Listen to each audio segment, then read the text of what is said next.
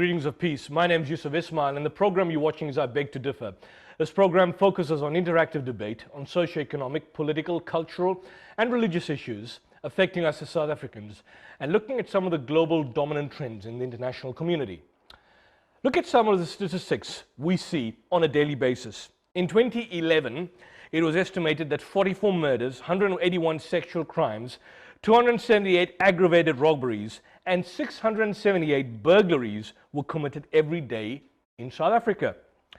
In 2009, the World Economic Forum conducted a survey of 133 countries in order to ascertain their economic competitiveness. In the section of the report dealing with the safety of citizens within the state, in other words, the incidence of crime, South Africa ended up right at the bottom of the list.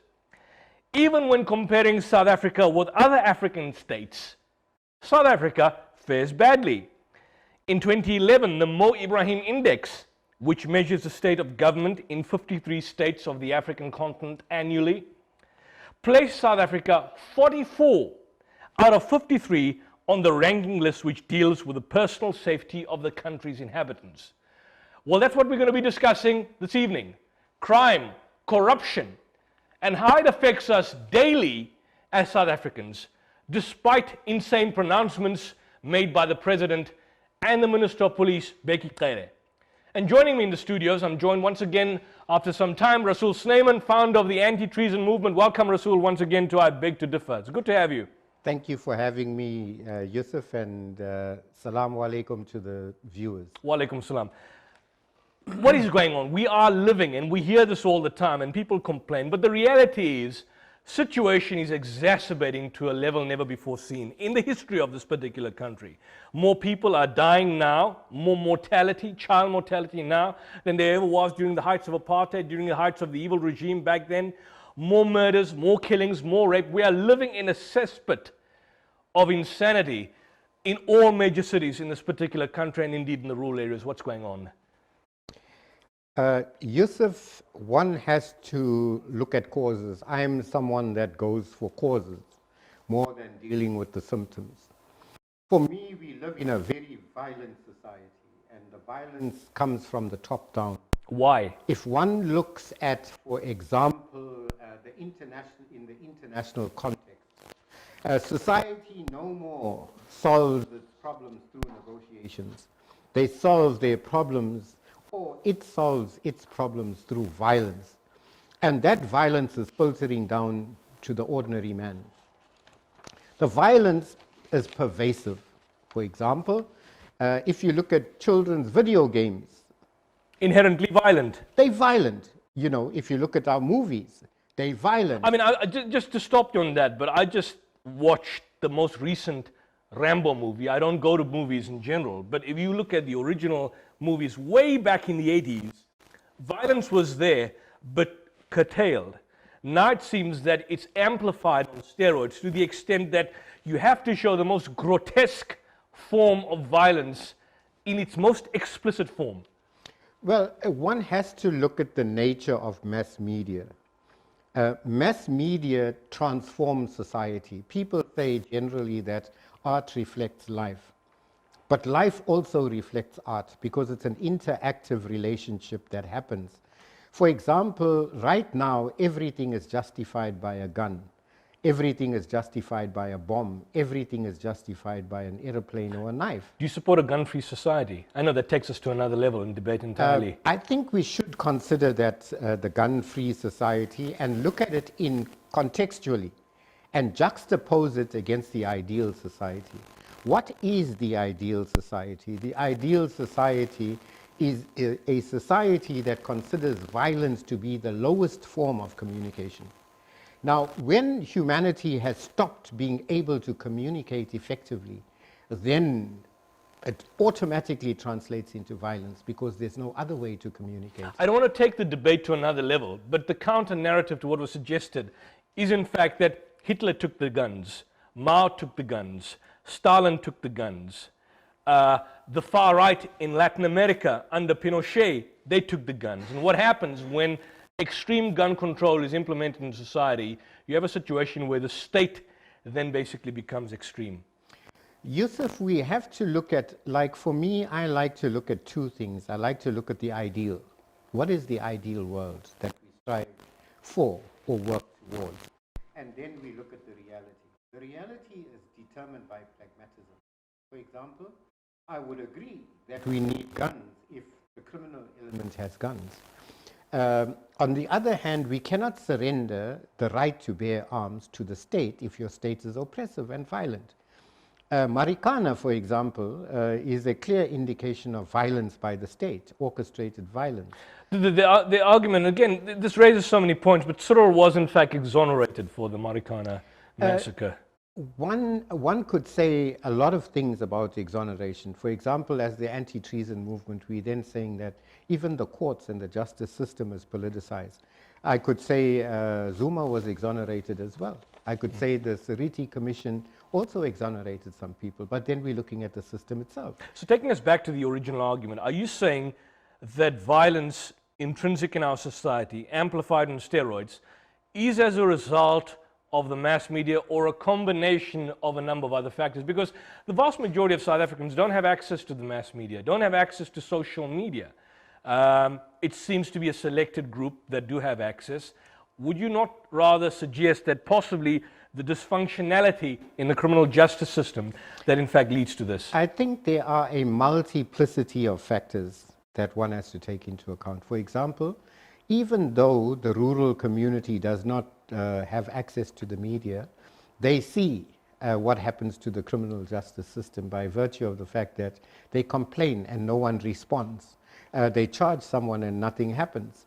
You know, and the criminal gets released back into society for one reason or the other. That's avoidable. So the end result is they take things into their own hands and look for community justice. For example, if someone offends or causes grievance to someone else, the police no more seem to be part of the equation. Rather, it's dealt with violently.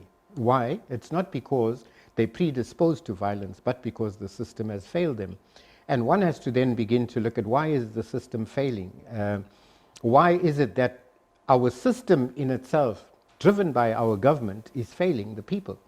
And one has to then say, is it economics, for example? Is it cronyism? Is it bad administration by government? Is it a lack of vision? When you look at things such as rape of minors, killing of grannies in the rural areas, can one really attribute this to economics? One has to look at various factors. Yusuf society is evolving. At one time, the male was considered the protector of the vulnerable. And Not now, anymore. And now the male has become the predator. Why? Because he's got no role in society. And the male that should have been the provider is no more the provider.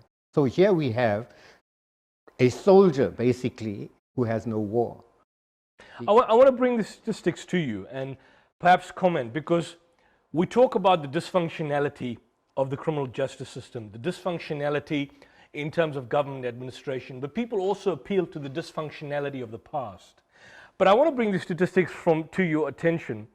This is cited by Professor Snyman in the standard book on criminal law in South Africa used by criminal law practitioners. And this is the stats he gives us. From 1950 until about 1990, the average number of murders committed in South Africa was approximately 7,000 per year. Still high. In 1978, it was 5,644, brought down. During the first 8 years of the new democratic dispensation, the average number of murders was about 3 times as high, namely 24,000 per year, from 7,000. In 1990, the first year in which the moratorium on the death sentence was introduced, the number of murders rose from 11,740 in 1989 to 18,569 in 1990. During the first quarter, and this is the final point, after the abolition of the capital punishment, about 250,000 people were murdered. That's about, 250,000.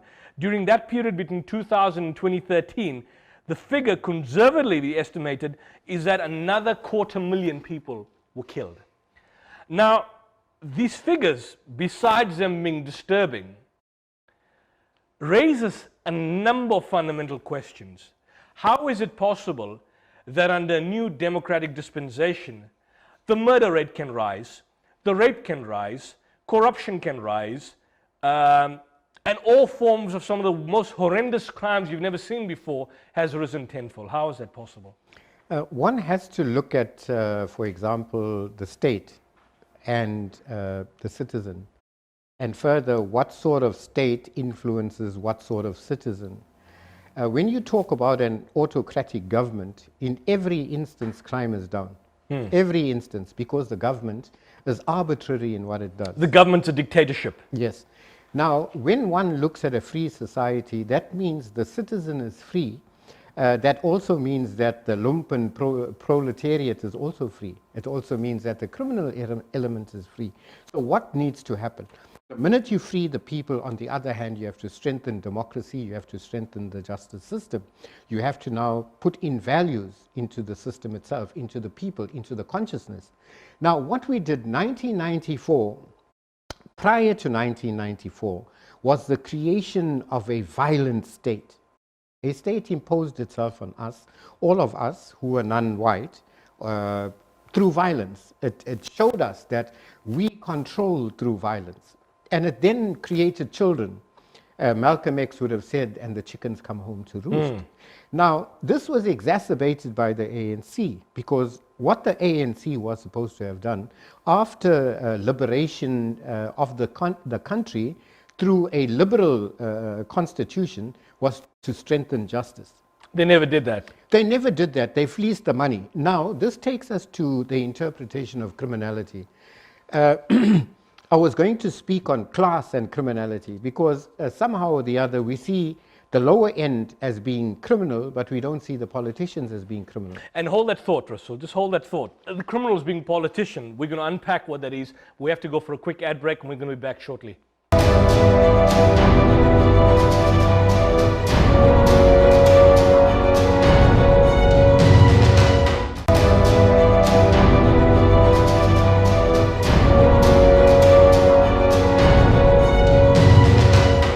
Welcome back to our Beg to Differ, and if you join us, we are discussing crime, punishment in South Africa, corruption in our society, and the amplifying levels affecting us as South Africans. Rasul, before we end for the ad break, you spoke about the failure in the system. I mean, the fact that you've got on the one hand freedom of the people, but you need to have strong democratic mechanisms in place to ensure a just and certainly safe society for us as citizens. The reality is, and I mean, I see this certainly, and perhaps I'm speaking from a perspective of bias, I see the fact that we do have a good criminal justice system. We do generally have a good constitution. We do have a strong Criminal Procedure Act. The problem, perhaps, in many respects, lies in the implementation of the Criminal Procedure Act, many other instruments which are there available, cast in stone, and of course the spirit and the ambit of the Constitution. So the substantive portion of the legal system is in place. It's the procedural mechanisms that are found to be at a fundamental level flawed, resulting in the problems that we see in society. Yusuf, I'm going to disagree on that.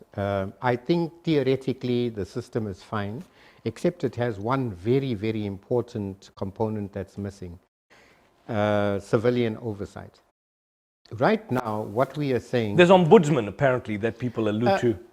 We've also dealt with the ombudsman, and they're far from satisfactory in a lot of instances, because they are human beings who are subject to exactly the same vagaries of every other human being. The appointments, the dismissals, for example. We also look at the structural nature of even commissions. Let's take commissions, for example. Commissions may, by their very nature, investigate. But do they have the powers to prosecute? No, they don't. They then pass. They have the powers to make recommendations to the National Prosecuting Authority, yes, that decides to either prosecute or not. Those are only recommendations.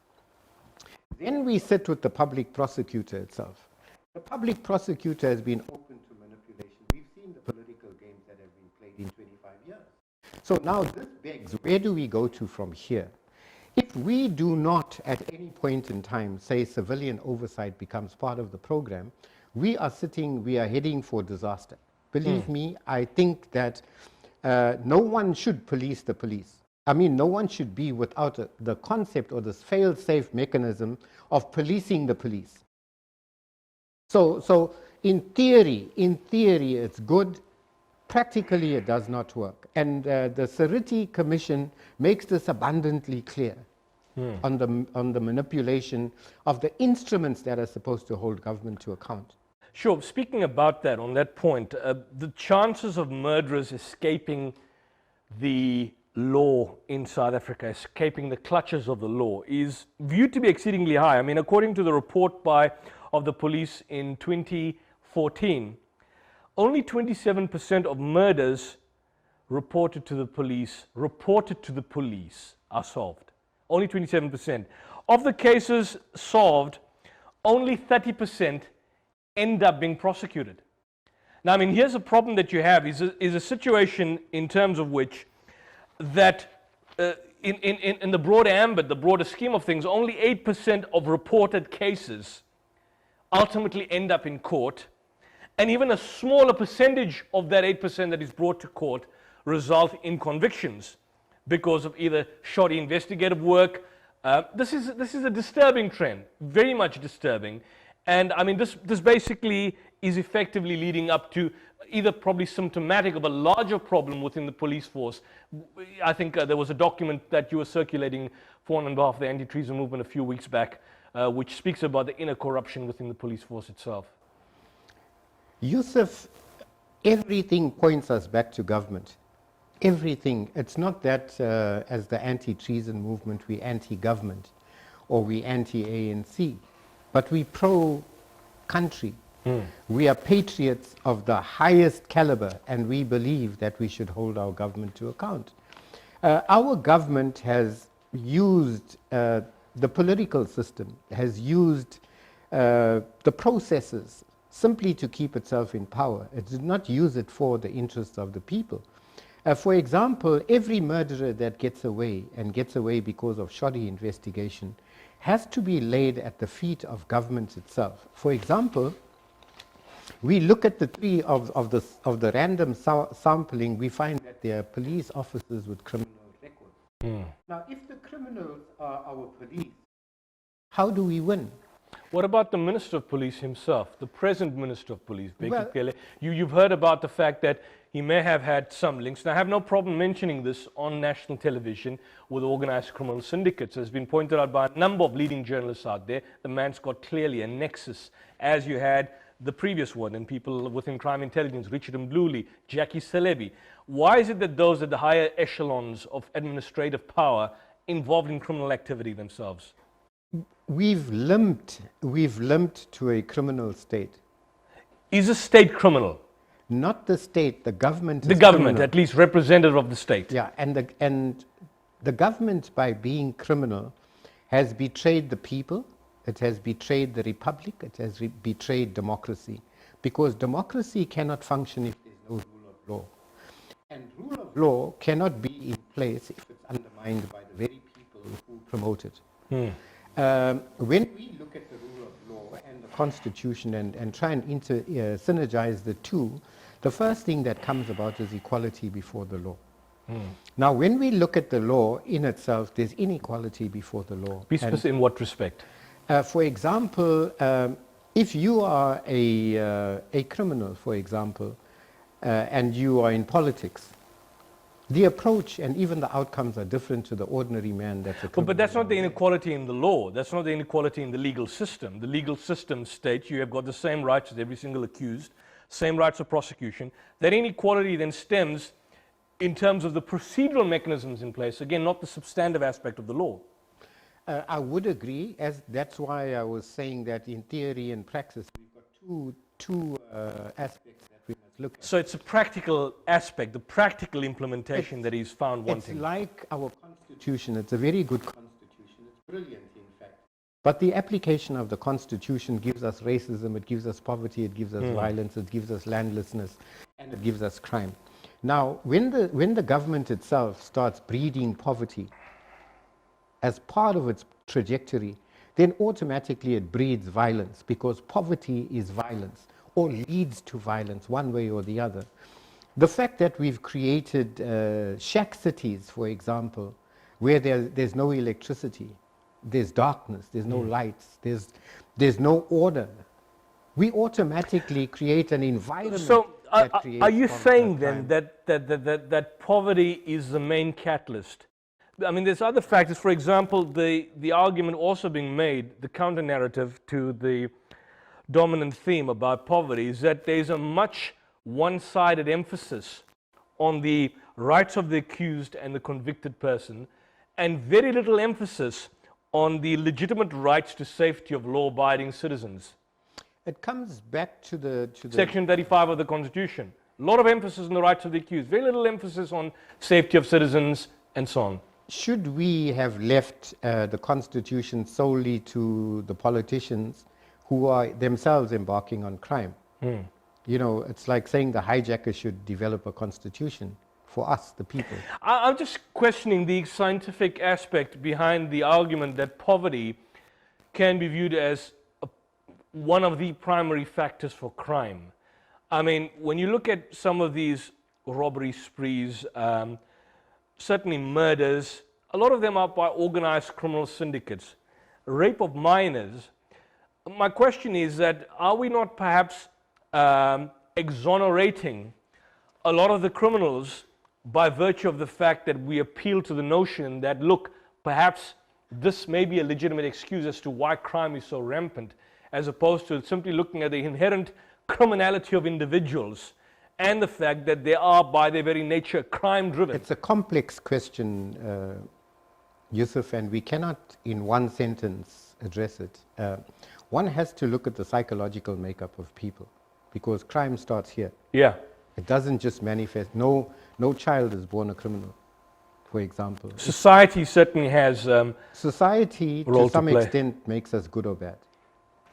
However, one also has to look at how is a culture developed, because criminality is a culture. It's now a culture. It's where to take out a gun and rob someone is easier than going to work, you know, for example. And one has to then begin to look at where does the example get set. Now, when our government itself is criminal, then that gives license to the very criminal on the street. If my president can do it, why can't I do it? When you talk about government being criminal, define it, because it's on two levels. There's two levels of criminality.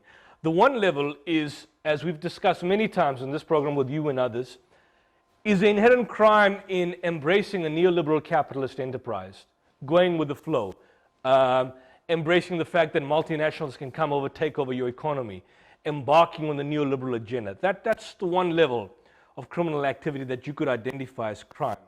And then there's the other more pernicious level, which some may argue is only limited to a selected few corrupt politicians, is the open theft, the thuggery, the fact that there may be political assassinations and so on and so forth. So there's two ambits of the criminal enterprise that we are talking about when we're dealing with politicians. What are you focusing on?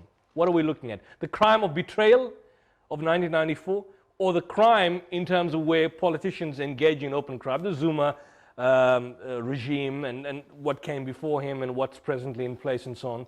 For us, they both feed into each other. It's like looking at the trunk of the elephant or looking at So are the you saying that elephant the itself. one basically is a predecessor or of the other? Of the other. The first thing we have to go back is to interpret criminality and corruption. Apartheid was criminal.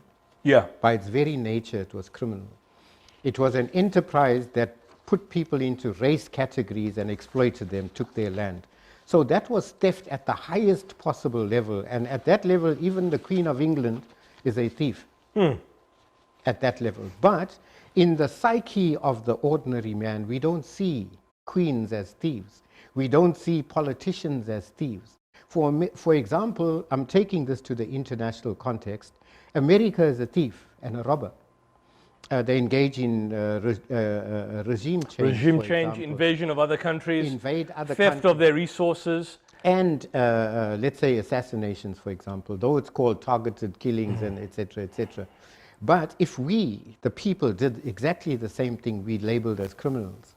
It is said that if a man steals a loaf of bread, you hang him. If someone steals a country, you make him king. Now this shows you the disparities and the disconnect between a crime for the poor, the interpretation of crime for the poor, and the interpretation of crime for the rich. An invasion is theft. Yeah. It's theft. By any standard, it's theft. But it's accepted by the international community, for example, and it's given a nice label.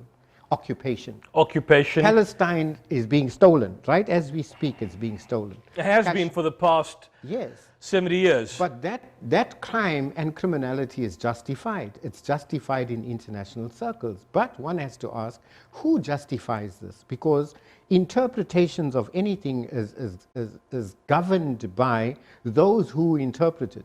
The fault lies with the people at the end of the day, doesn't it? The fault is one cannot locate it solely in one terrain. If you have a situation that for 25 years you've got an administration and a regime taking you to the cesspit of disaster, and that regime is still viewed as legitimate, credible, and deemed to be placed back in power, at some particular point the blame lies with the people who choose to be governed by the very regime that despises them.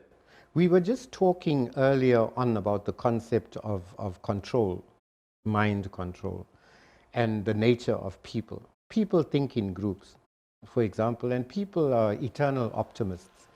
Every election they go into, they think it the eternal hope. Yeah, we hope, because poverty leaves you nothing else but hope. Because if you lose that hope, you get suicidal. The other aspect is that society has always been governed by bread and circus. Go back to Rome. So this is basically tangled before them as a kind of a bait, and they perpetually bite onto it like fish. Yes. Without learning anything new. Yusuf, if I make you poor, you have what we call the poverty of poverty. The poverty of poverty makes you poor in thought. It makes you poor in options.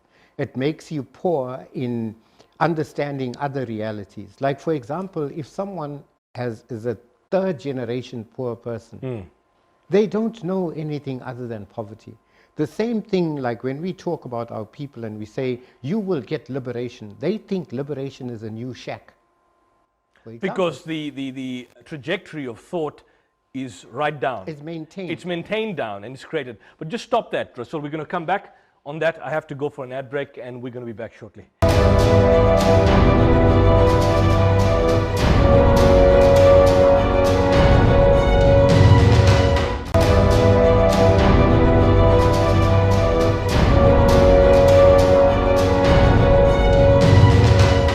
Welcome back to I Beg to Differ, and if you joined us, I'm with the founder of the anti-treason movement, Rasul Snyman. Rasul, just this past few weeks, we've heard one name, João Rodrigues. You probably heard the supposed police officer that was a star witness when the inquest was being done to the murder of Ahmed Timol in 1971 when he was thrown off John Foster Square. And initially, the magistrate made the ruling that this was a suicide committed by him. And then there was some years later, investigations were done. It was found that the police officer Rodrigues, the only surviving officer back then from the 70s, had a role to play in the actual killing of Ahmed Timol. He applied for a stay of prosecution. The High Court ruled that there was no merit to that. And as it stands, he's going to stand trial for the murder of Ahmed Timol some 52 years later in our courts. Did the South African government drag its feet for the past 25 years in relation to something which is so openly blatant that it took them 25 years, 27 years, or 26 years to wait for the prosecution of an officer who was so blatantly, clearly seen to have been involved in this assassination? Again, Yusuf, I have to go back to the politicization of justice.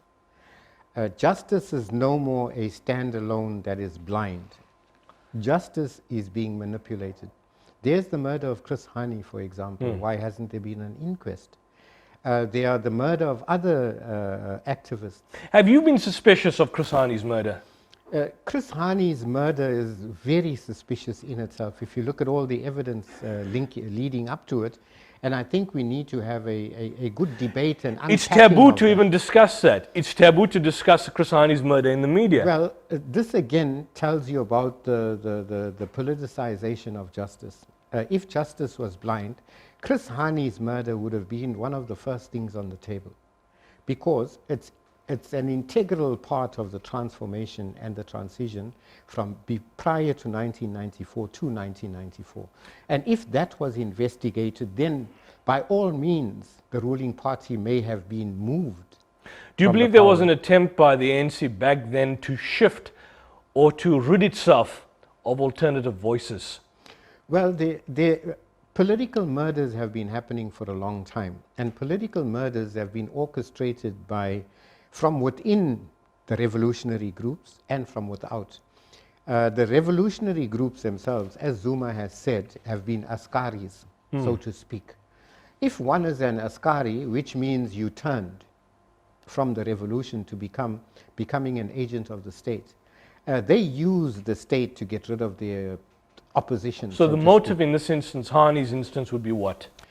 For me, Hani was a stumbling block to the ANC. To the ANC. And to the and leading even up to to the Kudesa. Communist Party itself. Because if one looks at the transition in itself, the transition never happened the way it was theoretically supposed to happen. And if you listen even to the language of Mandela, for example, he was talking about nationalization. Then he suddenly changed. It was a sudden about turn. Yes. The argument was that had he moved too quickly, or the position that he took alleviated the bloodletting that would have been inevitable had he adopted on these radical programs. That's a justification and a rationale. Yusuf, what other rationale would they have used to cover their betrayal? What other rationale? If the land question was not dealt with, the economy was not dealt with, what were we fighting for? It's just quite ironical. We just had a discussion prior to this. The argument is that amongst the far right, they still engage in the so-called tactic of the Roy Khafar, the red threat, and they accuse the ANC of being somewhat socialist, somewhat communist, somewhat Marxist, but it's been far the position. The position of the ANC this past 25 years has been far from socialist. They've been rampant hardcore capitalism to the extreme. Well, we have two things that we have to look at. One is the Roy Khafar has always been a capitalist, what do they call the scare, so to speak. It was or far-right scare, the yes. conservative scare that's always thrown before us. Socialism, by its very nature, locates the means of production within the hands of the people. For example, if we looked at De Beers and the digging for diamonds, that means the people would own De Beers if socialism came into play. But what happened was capitalism, by virtue of the Oppenheimers, De Beers, and so on, then threw the scare, scaremongering, so to speak, threw the scare into us and said, no, socialism will ensure that religion is not practiced, for example. Being a socialist does not of necessity mean that you're anti-religious, for example. Yeah. Kwame Nkrumah, for example, also spoke about scientific socialism, and that was placing the economy in the hands of the people. Now, if we come to 1994, the land question was not dealt with, which meant the people are landless. Number two, the economic questions were not dealt with, which meant the people are poor. In fact, they got poorer. And if one looks at the violence now, there was a class aspect to violence. For example, those who are at the higher level and seen to be beneficiaries of the system are the targets. Why are they targets? It's because when someone is poor, you're tempting him with bread. Just on the land question, we've debated this umpteenth times on this program, but to take you again further, a new argument which was brought up today, earlier on, by one of the guests I was interviewing, is that when faced with the option of land, being given land, and faced with the option of being given capital and cash, the majority of South Africans would opt for capital and cash. The majority would seem to be moving towards more and more urbanization than actually going onto farmland and basically being controlled, in control of the means of production, being in control of farm equipment, being in control of land in general. Is that argument, does that hold much water? The fact that there's been supposed that people move towards the trajectory of getting money. They got an option of money, got land. They would go for the money. They'd leave the land. Taking into account that the majority of the land is inarable in this country. I would argue that. I would argue that urbanization is a natural phenomenon anywhere around the world. It does not of necessity have to be with the dispossessed and those who possess the land currently. So what are we talking about when we're talking about land? Because when you look at the arguments presented by the EFF and certainly the ANC, their arguments for land expropriation is not something which is beneficial to South Africans in general. It's just simply the accumulation and appropriation of land by a certain selected elite class, which they would then argue is beneficial for the majority of South Africans. And that's the contrary position, really. Everyone argues in the name of the people to legitimize their arguments. But so would you trust the ANC with land expropriation? I can't even trust the ANC with my taxes. Would you trust the EFF with land expropriation? The EFF likewise. Is the EFF then just simply graduates of the ANC's University of Corruption? The EFF is the incestuous child of the Incestuous ANC. child, a strong term. When we look at, for example, the emergence of the EFF, one must go back to the I'll die for Zuma Malema's speech. Well, that's what they were. They were all Zuma's children, Zuma's illegitimate bastard children. Then you'd go further and Zuma says, I'm a Zulu boy. You know, when you juxtapose these against the constitution, for example, that speaks about equality and a non-racial society, then it automatically brings in tribalism, it brings in race, and it brings in kleptocracy immediately. So what are we talking about land? And let's not make this a land debate, but just to conclude on that particular portion, when you're talking about, I don't want the state to control my house. When I say state, I'm referring to specifically the government. I don't want to have government to have anything to do with my land, my property is being kept. What are we talking about? We have to look at this in its context. The first thing is land ownership, for example, has three components. The one component is the ownership of the land. The second component is the productive values of the land. The third is the minerals within the land. Now, these three link to the government, the state and nature of the government. If the government is corrupt in itself, which it is in this sense, we create a problem.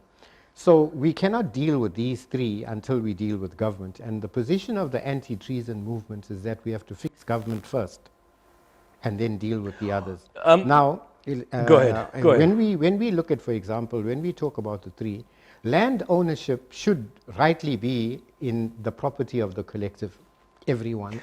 Define that, because it's difficult to define. What happens with bonds? What happens with banks? Well, we'll go to capitalism now because we're speaking capital. If land ownership, for example, is the property of the collective and it's inalienable, because the right to land is an inalienable right. No one can alienate that right, not even the banks. If we look at that, that should belong to the collective. Cannot be bonded or any such thing. If you build your house on the land, you can bond that because it's your property. And you're free to do that. But you will never be homeless if, for example, the collective owns land. The bank could take your house, but you'd still have land somewhere else because it's part of your property. Where does the flaw then lie with government in discussing land expropriation? When we look at land expropriation, the problem with land expropriation is government in itself. Because even without expropriation, government is exploiting and thieving at current. They're plundering, they're looting, they're doing everything but having a proper program. For example, if one looks at Rwanda, Rwanda's done a turnaround. If one looks at Singapore, Singapore's done a turnaround. You were involved some time back, and I recall back in those days, a lot in land with the Makwanyana Trust, I do understand, in some capacity with the Masakane Trust. What happened? What happens in many instances when land is given back to the people? You've got a certain selected group taking over and, of course, plundering the land and destroying what was basically a holistic agricultural source of income for South African society and certainly a source of income for the farmers themselves. Why is that the case? That's an interesting point that you raise, Yusuf. For example, we found corruption in the land claims court. And officials who were supposedly there to facilitate the program themselves began to take land from the communities, themselves. At a significant cost as well? Not even at a cost. They were stealing land from the communities themselves. You mean people in the commission itself? In the commission. For example, right now, the group we dealt with, Masakane Trust, I remember 2007. A commissioner created another trust. That other trust then counterclaimed the same land, but this commissioner was linked to high-profile politicians. For example, I dealt with people in Vryheid. In Vryheid, politicians and some high-flying politicians claimed prize land there by forming their own groupings, their own trusts, and claimed the land. And that was facilitated quickly, but the other claims were stalled. Now, this indicates quite clearly the role that government is playing in stifling growth. For example, land claims, you were supposed to get the land. And there was a certain time period when you were supposed to make the application. An amount of money was supposed to have been made available for training, business plans. None of that. They stole the money, they stole the happened. land. For example, another community in, I forget the name, Kamalake. Kamalake successfully claimed a farm. But what a commissioner did, they got their own people to form the trust, and then took the money. And they put the money into that trust. And that trust on behalf of the people. Gave their cronies, and the people are still poor. Shocking and disturbing, Rasul. But we have to go on. We're going for a quick ad break, and when we're back, we'll continue the discussion.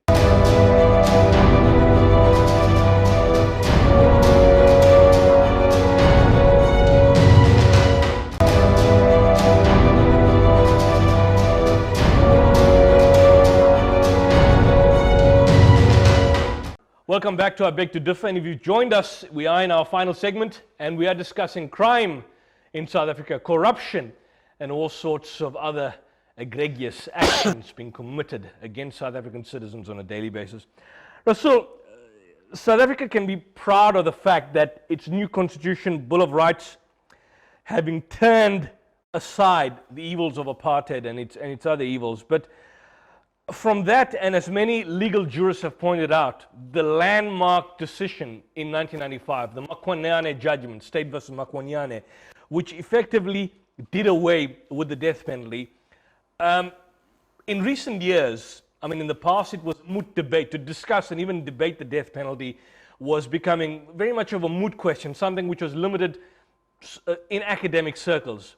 Now, if there is a census conducted in South Africa, the vast majority of South Africans would be in favor of the death penalty. The question I need to ask is that, as a justification for the abolition of the death sentence, do you personally have regrets, and I asked this to Professor George Devenish some time back, on the Makwanyane judgment and the impact it has had on the amplification of crime in South African society? I don't think we can solve violence with violence. But look at the argument presented. This is Professor Snyman. I'm going to give you a quotation. He says, as justification for the abolition, great reliance was placed on arguments that were advanced in legal systems of other countries abroad.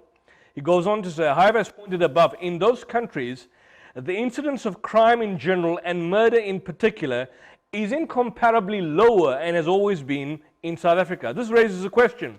How certain can one be that opinions on capital punishment held in those countries where crime is at an all-time low and upon which abolitionists rely so heavily, how can it apply to a situation in South Africa with its population coming from a cultural and socio-economic backgrounds so much more different from other societies? The comparison was given to Sweden.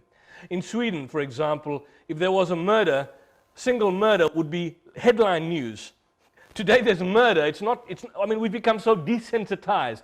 Is there an argument that can be made that today, 2019, we perhaps need to look at this concept again and perhaps apply it more in an egalitarian fashion than what was done during that time of apartheid? Apartheid used violence. But if you, that's the point, but if you take a life, you forfeit the right to a life if it's been done totally callously, cold-bloodedly, without any form of justification. For me, my fear is not that we shouldn't have the death penalty, but the processes leading up to the death penalty. You're concerned about the abuse? I'm concerned about the abuse. I do believe that if one looks at, for example, these horrendous murders that take place, for example, killing someone and cutting them up or whatever the case may be, that is deserving of the death penalty, without question. However, on the other hand, if the justice system is not functional, then we will simply replace one injustice with another. But look at your sentencing options. Now deal with this. Murder.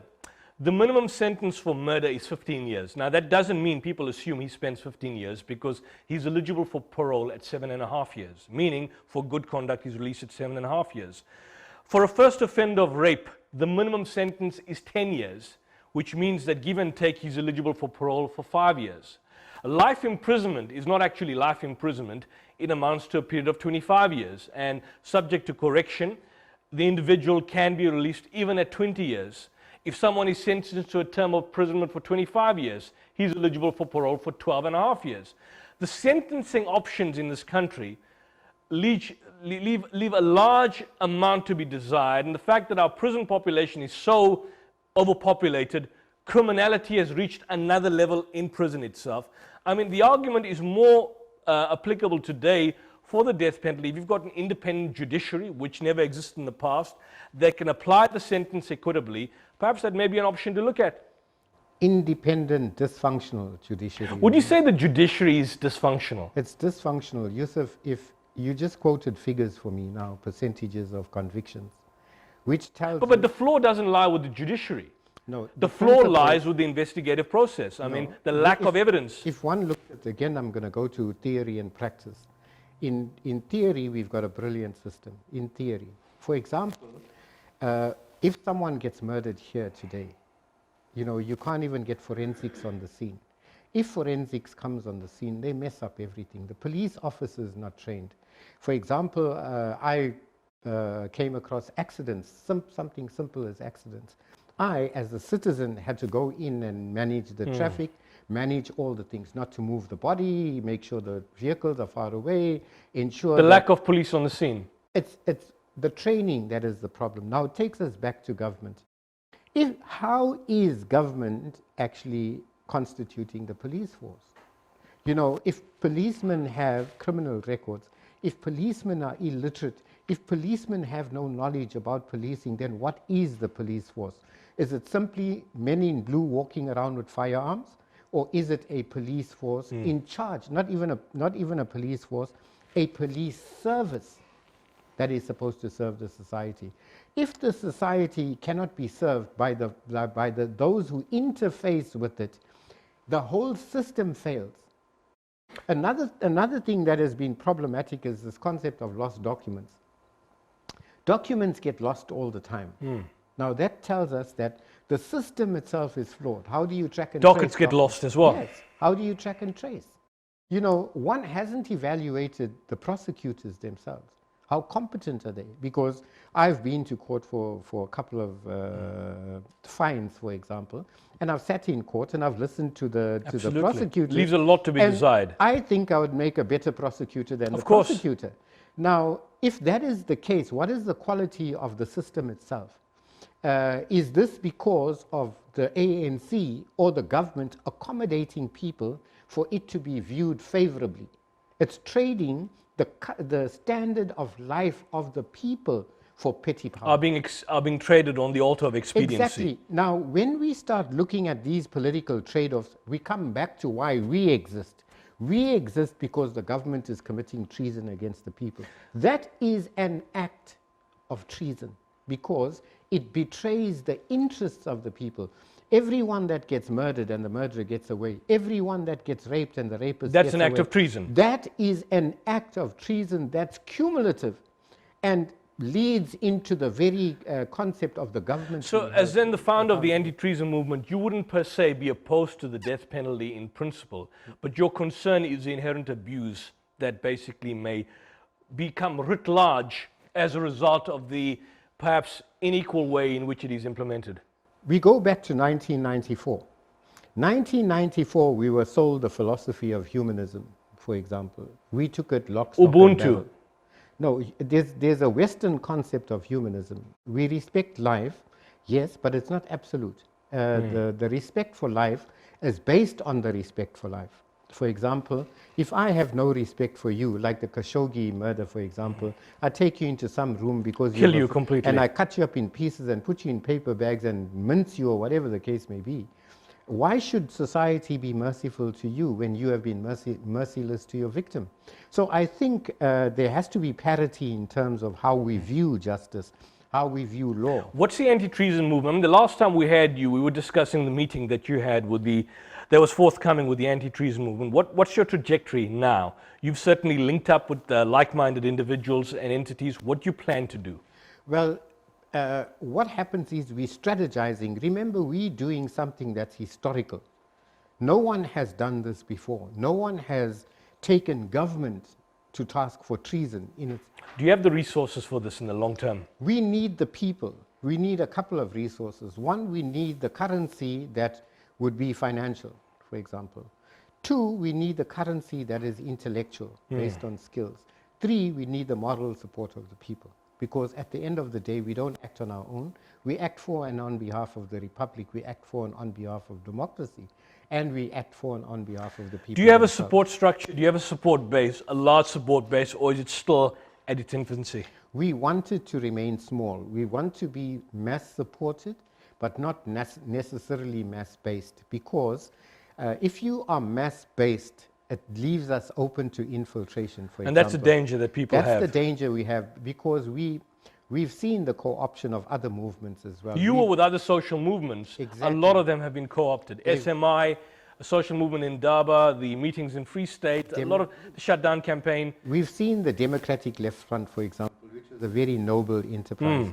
It was also... Was that by Desmond Desar? No. It was activists. I thought it was founded by Desmond. No. He's with the, what do you call these people? SETSI. They're an environmental group. The South Durban Community Environmental Alliance, yeah. This group that was being formed was a group that looked at capitalism, for example, as a crime, because capitalism is a criminal enterprise that just has a nice name. You know, it's like fraud. They call fraud theft, you know. And in terms of just a kind of charade, out of a scale of 1 to 10, where would you put Cyril Ramaphosa? Smooth. Smooth. But at 10. Smooth at 10. Smooth at David 10. Mabuza, a man who's been involved in murders, apparently, in the Mpumalanga province, killing of individuals, significant enough, pointed this out many times. Where will you rate him? Off the chart. But one has to look at individual versus the group. The ANC as a party, the ANC has been guilty of murder in itself. If you go to pre-1994... Well, these individuals represent the ANC. In both capacities, what you'd say jointly and severally. Would the anti-treason movement be willing to look into possibly a private prosecution of David Mabuza? We'd like to look at private prosecutions of everyone. We are currently talking to lawyers. We are currently talking to the legal fraternity as broadly as possible. We're talking to universities. We're talking to retired professors. We're looking at everybody or everyone or every institution that can look at law differently, because what we are asking for has not been thought of before. And many people are intimidated by it. Many of the legal people that we approach are somehow linked to the state, and they feel that by challenging the state... will compromise their own position in respect of that. So it's a bit of a minefield, and also psychologically a lot of people think that it's unpatriotic to fight your government. But that is That's the most patriotic thing to do. It is the to height stand of up for the people, stand up for the state, which sometimes is conflated with government, but they're different, and that's another debate entirely. Someone said patriotism is not fighting the people for your government, it's fighting your government for the people. For the people. But that has been almost a David Copperfield move, in a sense that the people believe that their government represents them, but their government does not represent them. They believe that their government works in their interests, but the government has not been working in their interests. And looking at the shack settlements should make that blatantly obvious. Looking at the criminality should make that blatantly obvious. Looking at the deaths at a subterranean level, for example, is the silent war of TB. That is death. It's death. It's like HIV. It comes silently like a thief in the night, and no one has Nobody's made a talking criminal- about it. Nobody and discusses it's it. not criminal. Rasul Snyman, I'll have to leave you at that. We've reached the end of our tenure for this evening, and we hope to have you again for more further discussions and debates on this and other related issues for and on behalf of the anti-treason movement. And we reach to the end of the show. Join us next week for more interactive debate. Till then, Assalamu alaikum and greetings of peace.